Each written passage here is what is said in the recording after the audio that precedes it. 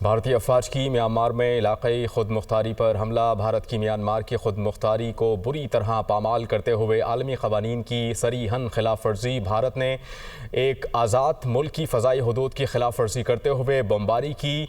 ULFA का अहम commander नैन आसरॉन समेत मुतअद्दिद अफराद इन हमलों में हलाक हुए हैं। बात करने के लिए हमें ज्वाइन करेंगे ब्रिगेडियर रिटायर्ड मसूद खान साहब, जो कि दिफाई तजज़ियाकार हैं। सर, आपके वक्त का बहुत शुक्रिया। इस खबर को आप किस तरह से एनालाइज करेंगे? भारत जो कि हमेशा अपना धर्म छोड़कर हर धर्मी पर उतर आता है, अब म्यांमार को उसने निशाना बनाया है। कैसे देखते हैं इस खिलाफ वर्जी को जो कि आलमी क़वानीन की है? देखें जी, मेरे ख्याल में जिस तरह अभी जिस हालात में जिस तरह पाकिस्तान को उनको शिकस्त दी है, ह्यूमिलिएशन हुई है, और जिस तरीके से वहाँ इंडिया में इनसे सवाल पूछे जा रहे हैं और इनसे जवाब नहीं बन रहा है कि कितने कैजुअल्टीज हुए, कितने जहाज गिरे हैं, तो जिस तरीके से वहाँ पे अपोजिशन का भी प्रेशर आ रहा है, पब्लिक का प्रेशर आ रहा है, हम देख सकते हैं कि मिलिट्री और पॉलिटिकल लीडरशिप में एक डिवाइड है। सो ये देखें, एक तो वो अटेंशन डाइवर्ट करने के लिए उन्होंने ये कार्रवाई की है, दैट इज वन थिंग।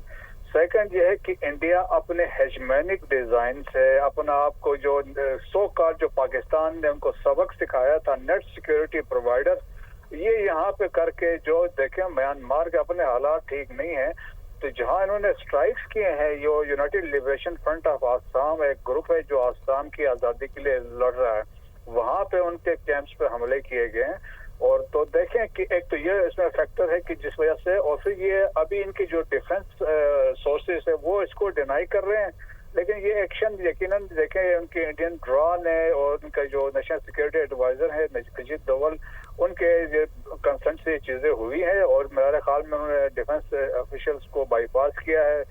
इसका मतलब ये है कि आर्मी को भी उन्होंने बाईपास करके ये सारी एक्टिविटीज उन्होंने की है।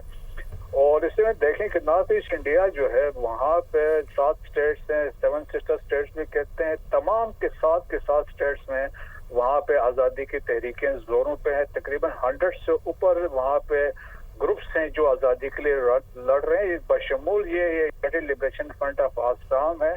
और इसके अलावा आपको तो याद होगा मणिपुर में जो अभी कुछ हो रहा है, वहाँ पे कुकीज और मैतीज के आपस में लड़ाई है, जो क्रिश्चियंस और हिंदू से, वहाँ पे भी मकबूजा कश्मीर के बाद मणिपुर सबसे डिस्टर्ब रीजन कहा जा सकता है वहाँ पे। और देखें फिर ये लोग जो है नॉर्थ ईस्ट इंडिया वाले, वो अपने आप को डिफरेंट समझते हैं फ्रॉम मेनलैंड इंडिया से, क्योंकि ये मैंगोलाइट हैं और इनका जो ओरिजिन है जो कि वो अपने आप को मेनलैंड सदक करते हैं।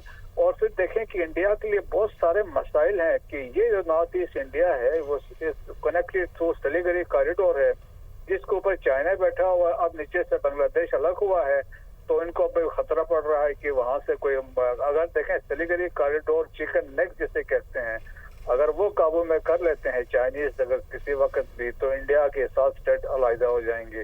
सो ये एक समझ लें कि एक हेजमोनिक डिजाइन के तौर पे एक अपनी वखीफत और अपनी हजीमत को डाइवर्ट करने के लिए ये उन्होंने एक कार्रवाई की है, लेकिन इंटरनेशनल लॉ की वायलेशन है, यूनाइटेड नेशन के चार्टर की वायलेशन है।